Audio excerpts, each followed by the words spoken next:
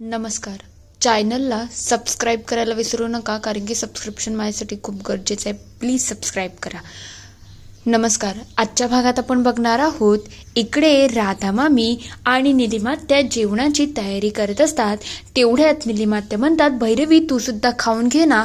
तेव्हा भैरवी म्हणायला लागते, नाही आत्ता तुम्ही जेवून घ्या, तसेही बाबा उशिरा येणार आहेत. मुलं तर ऑलरेडी आईकडे गेली आहेत आणि संयमीला थोडा उशीरच होणार आहे. मी अनिशची वाट बघते, म्हणजे कसं तो आल्यानंतर आम्ही एकत्र जेवू. तेव्हा निलिमात्या विचारतात, त्यांनी सांगितलं आहे का की तो घरी जेवायला येणार आहे की नाही.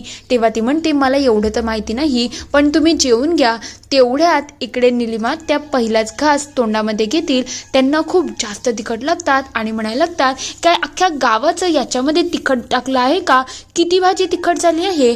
तेव्हा राधामामी म्हणायला लागतात, मला तर एवढं तिखट वाटत नाही, कधी कधी 19-20 होतं, मग त्यासाठी एवढा बोलायची गरज नाही.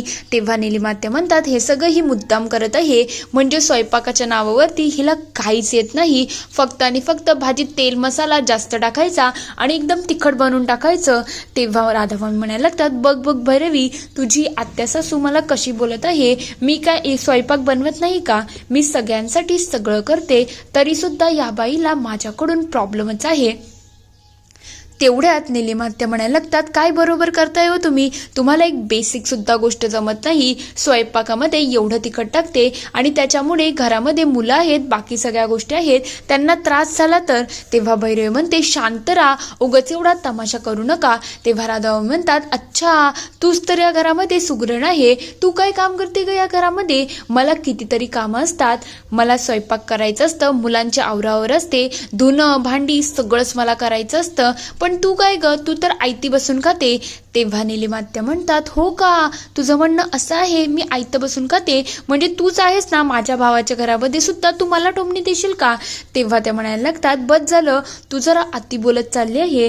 तेव्हा राधामामी म्हणायला लागतात, मी काय अतिविती बोलत नाही आणि मी सगळं व्यवस्थितच बोलत आहे. तेवढ्यात भैरवी म्हणायला लागते, बस करा, घराला मच्छी मार्केट बनवू नका. आणि राधामामी तुम्हीही शांत राहा. आणि निलिमात्या, मला तुमचंही काही ऐकायचं नाही आहे. राधामामी, मी पुन्हा पुन्हा सांगणार नाही, घरामध्ये मुलं आहेत, बाबा आहेत, त्यांना कमी तिखटाचं लागतं, म्हणून नेक्स्ट टाइमपासून तुम्ही विचार करून आणि व्यवस्थित स्वयंपाक करा. तेव्हा निलिमा म्हणते, हिला काय पडलं आहे, कोण काय खावं आणि काय नाही. हिला फक्त आणि फक्त स्वतःचीच पर्वा असते, म्हणून तर हिला लोकांशी काही घेणं देणंच नाही आहे. म्हणून तर जे मनात येतं ते करायला लागते. तेव्हा राधामामी म्हणतात, अच्छा असं आहे का, तुला खूप तिखट लागलं आहे ना, थांब जरा, आता मी तुला पाणीच पाजते, बघ बघ पिऊन बघ, म्हणजे तुला कसं चांगलं वाटेल, बरं वाटेल. तिला जबरदस्ती पाणी पाजायला जात असते. तेवढ्यात निलिमात्या हात मागे करतात आणि भैरवीचा फोन सुद्धा त्याच्याच बरोबर जातो. ते बघता सगळे खूप घाबरून गेलेले असतात. भैरवीच्या फोनचा अक्षरशः चुराडा झालेला असतो. ते बघता निलिमात्या आणि राधामामी अक्षरशः घाबरून जातात की सॉरी, हे सगळं आमच्यामुळे नाही झालं. तेव्हा भैरवी म्हणते, घरामध्ये शांती ठेवा, आता या फोनमध्ये माझे सगळे कॉन्टॅक्ट आहेत, आता हे कसं रिपेअर होईल, मला हाच प्रश्न पडला आहे. तेव्हा निलिमात्या म्हणतात, तू लवकर जा गं आणि फोनला रिपेअर करण्यासाठी काहीतरी कर, उगाच तू वाया जाता कामा नये. ती लगेच तिथून निघून जाते. थोड्या वेळानंतर इकडे मामा घरी येतात. तेव्हा ते म्हणतात, मुलं घरात नसली तर कशी शांतता असते ना. तेव्हा निलिमात्या म्हणायला लागतात, तुझं म्हणणं बरोबरच आहे, मुलं नसली की घरामध्ये शांतता तर येते, पण कसं आहे माहिती आहे का, मुलं गेल्यानंतर इथे घरामध्ये राधामामी आहेत ना, या खूप जास्त तमाशा करत असतात. त्यांनी आज किती मोठा राडा केला. तेव्हा ते विचारतात, काय झालं, नेमकं प्रकरण काय आहे. तेव्हा राधामामी सांगायला लागतात, खरं म्हटलं तर मी एवढे वर्ष स्वयंपाक करत आहे, कोणाला कधी काही प्रॉब्लेम झाला नाही. आता तुमच्या बहिणीला माझ्यापासून सगळ्याच गोष्टींचा प्रॉब्लेम होत चालला आहे. तेव्हा निलिमात्या म्हणतात, असं नाही आहे, तुमचा गैरसमज होत आहे, मी जे खरं आहे तेच सांगत आहे. तुमच्या जेवणाला नाही चव नाही काही धव असते, नुसतंच तुम्ही स्वयंपाक करता. तेव्हा ती म्हणायला लागते, असं कसं, जर एवढंच असेल तर मला सांगा, मी काही स्वयंपाकामध्ये चुकामाका करत नाही, मी सगळ्याच गोष्टी नीटच करायला जाते. तेव्हा राधामामी म्हणायला लागतात, हिच्याचमुळे भैरवीचा फोन सुद्धा पडला, उगाच माझ्याशी भांडत होती. तेव्हा राधामामी म्हणतात, बस करा, चुगल्या लावणं बंद करा, या घरामध्ये चुगल्या लावायची गरज नाही आहे. तेव्हा निलिमात्या म्हणतात, हो बरोबरच आहे, मी कुठे चुकलं लावते, मी तर चांगलंच सांगत आहे. आणि एवढंच प्रॉब्लेम असेल ना तर उद्यापासून मीच स्वयंपाक करेल, तुमच्या पुठ्ठ्याच्या भाकरी आम्हाला खायच्याच नाही आहेत. तेव्हा मामा म्हणतात, ठीक आहे, भांडणं बंद करा, उद्यापासून निलिमा तू घरामध्ये स्वयंपाक करत जा, म्हणजे कसं सगळ्यांना चवीचं आणि रुचकर मिळेल. उगाच भैरवी पुढे तमाशा करायची गरज नाही. तेवढ्यात भैरवी तिथे येते.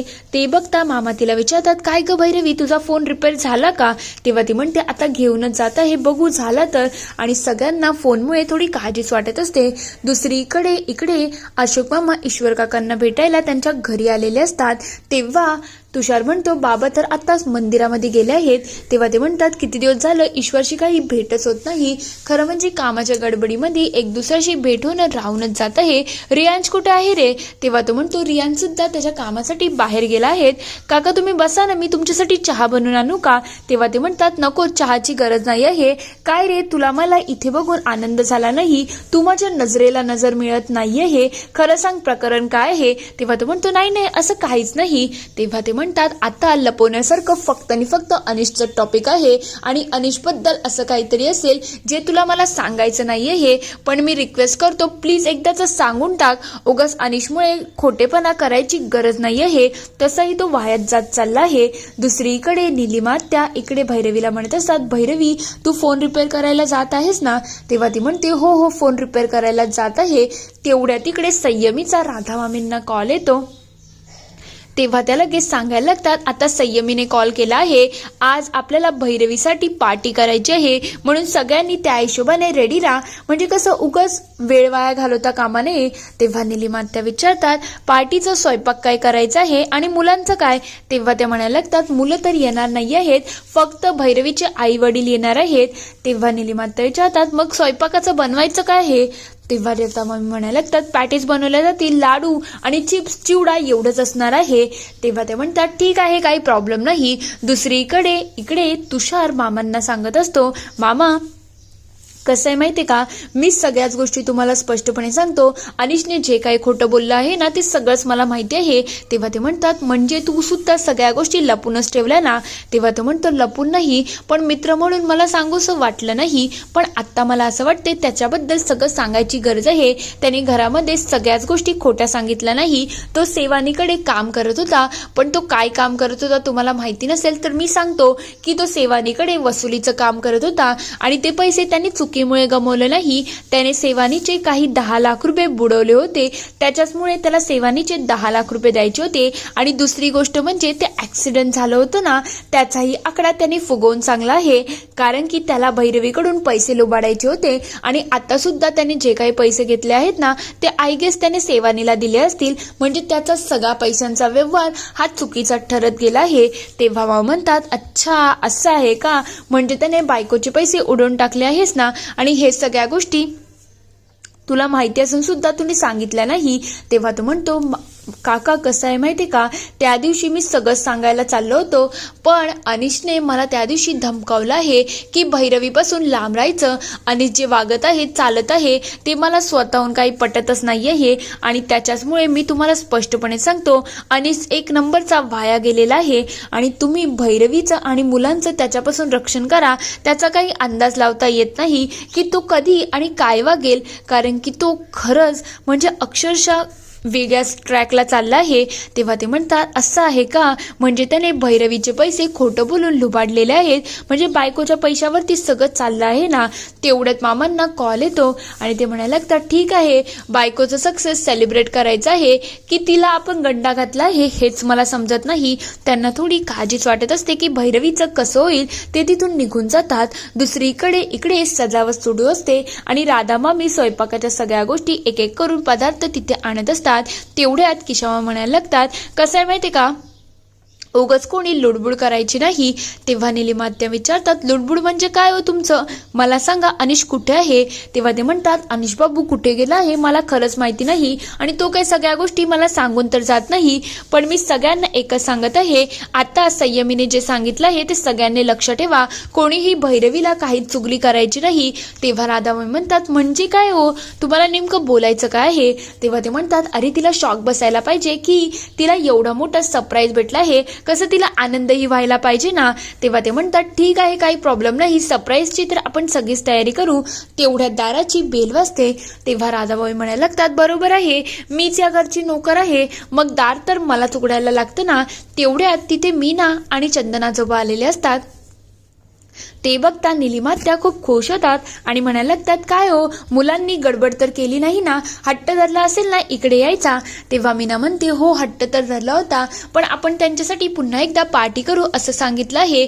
तेव्हा निलिमात्या म्हणतात हो त्यांची एक्झाम नसती ना तर त्यांनाही बोलवलं असतं, पेपरमुळे त्यांना हे सगळं करणं थोडं कठीणच झालं आहे. आता मोठ्यांची पार्टी होऊ द्या, म्हणजे कसं पुढे जाऊन छोट्यांची सुद्धा पार्टी होईल. तेव्हा चंदन आजोबा विचारतात पण बाकी सगळे कुठे आहेत, म्हणजे भैरवी कुठे आहे. तेव्हा ते म्हणतात भैरवी तर त्यांचा फोन रिपेअर करायला गेले आहे. तेवढ्या चंदन आजोबा विचारतात किशोभाऊ कसे आहेत तुम्ही. तेव्हा राधाबाई म्हणायला लागतात यांनाच विचारा ना, यांना अख्ख्या गावाचं नॉलेज असतं ना, म्हणजे कसं भाऊजींची बहीण आली आहे तेव्हापासून सगळ्याच गोष्टी त्यांनाच त्यांच्या हिशोबाने करायच्या असतात. तेव्हा किशोभाऊ म्हणायला लागतात मी तर ठीक आहे, पण ही पार्टी सुक्की आहे, जर ओली पार्टी असती ना तर जास्त मजा आली असती. तेवढ्यात ते म्हणतात बाकी सगळं कुठे आहे, भैरवीचं काय आहे. तेव्हा निलिमात्या म्हणतात भैरवी तर तिचा फोन रिपेअर करायला गेले आहेत, सकाळीच तिचा फोन खराब झाला आहे. तेवढ्यात ते विचारतात मग अनिश कुठे आहे. तेव्हा तेवढ्यात तिथे मामा येतात आणि म्हणतात अनिशचा बाप आलेला चालेल का. हे बघतात सगळे खूप खुश होतात आणि मामांचं कौतुक करायला लागतात. तुम्ही नसले तर पोरीचं चांगलं कसं होईल, तुमच्याचमुळे तर या घराला खरं घरपण आहे. तर दुसरीकडे इकडे भैरवी आणि अनिश गाडी घेऊन सोसायटीमध्ये आलेले असतात. तेव्हा तोरणे म्हणायला लागतात गाडी तर लवकर रिपेअर होऊन आली, मला वाटलं गाडीला जरा जास्तच डॅमेज आहे. तेव्हा जना म्हणतो ह्या गाडीला नाही, त्याने समोरच्या गाडीला जास्त डॅमेज केलं होतं, ही गाडी तर व्यवस्थितच आहे. तेवढ्यात ते दोघं गाडीमधून बाहेर उतरतात. तेव्हा जना सांगायला लागतो खरं म्हणजे मी असंही ऐकलं आहे की अनिशने दारू पिऊन गाडी चालवली होती. खरं म्हटलं अनिशचं जे काही चाललं आहे ना ते सगळं चुकीचंच आहे. त्याने वसुली करण्याचं काम सुद्धा घेतलं होतं, ते सेवानी बिल्डर करे एक एक करून अनिश वायाच गेला आहे, हे सगळं सिद्धच होत आहे. तेव्हा तोरणे म्हणायला लागतात खरं म्हटलं तर बरं झालं त्याची आई जिवंत नाही आहे, त्यांना फोटोमधून सुद्धा बघून असंच वाटत असेल. बरं झालं एक मुलगा तर ऑलरेडी गेलाच आहे, आता दुसऱ्या मुलाचा प्रताप बघण्यासाठी मी जिवंत नाही आहे. हे ऐकताच अनिश त्यांच्या अंगावरती धावून जातो आणि अक्षरशः त्यांना मारहाण करायला लागतो. ते बघता भैरवी त्यांना अडवते आणि सगळे म्हणायला लागतात अनिश तू गुंड झाला आहेस, तू येऊन जाऊन सगळ्यांवरती हात उचलायला लागतो, हे काही बरोबर नाही आहे. तेव्हा तो म्हणतो तुम्हाला काय करायचं आहे हो, माझ्या पर्सनल मॅटर मध्ये पडूच नका. तेव्हा भैरवी म्हणते अनिश बंद कर, ते बोलले तर तुझ्या अंगाला काही भोकं पडत आहात का, विषय सोडून द्यायचा, प्रत्येक गोष्टीमध्ये भांडायला काय लागतो रे, प्रत्येक गोष्ट स्वतःच्या इगोवरती घेत जाऊ नको, हे काही बरोबर नाहीये. हे मी आत्ताच्या आत्ता सांगते सगळं सोडून टाक आणि वर ये. तेव्हा ते म्हणायला लागतात भैरवी याला घेऊन जाग, याचा मात दिवसेंदिवस वाढतच चालला आहे. खरं म्हणजे याने बोलण्यावरून सिद्धच करून दाखवलं आहे, हा एक नंबरचा गुंड झाला आहे. आणि त्या सगळ्यांकडे खूप रागाने बघत असतो. तर दुसरीकडे भैरवी इकडे घरामध्ये येते. तेव्हा लाईट सगळ्याच ऑफ असतात. ते बघता भैरवी म्हणायला ते कोण आहे घरामध्ये, सगळ्यांनी लाईट्स का बंद केल्या आहेत.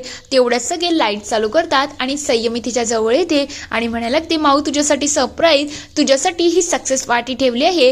तेव्हा भैरवी खूप खुश होऊन जाते. निलिमात्या म्हणायला लागतात हो भैरवी तू खूप सक्सेसफुल हो अशी आमची इच्छा आहे. तेवढ्यात तिथे मीना आणि चंदन आजोबा सुद्धा येतात आणि म्हणायला लागतात हे बघ तुझ्यासाठी आम्ही साडी आणली आहे, बघ ना तुला कशी आवडते. तेव्हा भैरवी म्हणते लगेच बघू का, पण खरंच साडी खूप सुंदर आहे. ती लगेच त्यांचा आशीर्वाद घ्यायला जातच असते. तेव्हा ते म्हणतात पहिले तुला तुझ्या सासऱ्यांचा आशीर्वाद घ्यायला पाहिजे, त्यांच्याचमुळे तू एवढी सक्सेसफुल होऊ शकली आहे. तेव्हा भैरवी लगेच मामांचा आशीर्वाद घेते. तेव्हा मामा म्हणतात भैरवी खरं म्हणजे मी तुझ्यासाठी काही गिफ्ट घेऊन आलो नाही, पण भरभरून आशीर्वाद घेऊन आलो आहे. तेव्हा भैरवी म्हणते तेच माझ्यासाठी पुरेच आहे. तेवढ्यात संयमी म्हणायला लागते चला चला आता माऊची सक्सेस पार्टी आपल्याला पूर्णपणे सुरू करायची आहे, चला एन्जॉय करूया. तेवढ्यात केशवा म्हणतात अनिश कुठे आहे, तो काही दिसत नाही. तेवढ्यात अनिश म्हणायला लागतो मी आलो आहे, तसंही मी तर नालायकच आहे ना. तेव्हा मामा त्याच्याकडे रागाने बघायला लागतात. इथे हा एपिसोड संपतो. पुढील भागात आपण बघणार आहोत अनिश इकडे भैरवीला म्हणत असतो काय ग तुला माझी लाज वाटत आहे का. तेव्हा भैरवी म्हणते अनिश शांत हो, सगळे घरामध्ये आले आहेत. तेव्हा तो म्हणतो बरोबर आहे, तुला सोसायटी समोर माझी बाजू घ्यायला लाज वाटत असेल ना, पण एक गोष्ट आठवण ठेव मी तुझाच नवरा आहे आणि तू स्वतःला काय समजते ग, तुला इथे 4 जगांमध्ये कोणी कुत्रही ओळखत नाही, पण स्वतःचा ॲटिट्यूड असा झाला आहे ना की तुने काय केलं आहे आणि काय नाही, तुझी काहीच लायकी नाही आहे. तेव्हा मामा म्हणतात बरोबर आहे, तिची कशी काय लायकी असेल, सगळा पैसा तर तिने तुझ्यावरतीच उडवला आहे ना. खरं म्हटलं तर हे सगळं तुने मुद्दाम केलं आहे, तिला माहिती सुद्धा नाही तू काय केलं आहे. तेव्हा तो म्हणतो मी स्वतःहून तिला सांगितलं आहे की मी सेवानीला सगळा पैसा दिला आहे.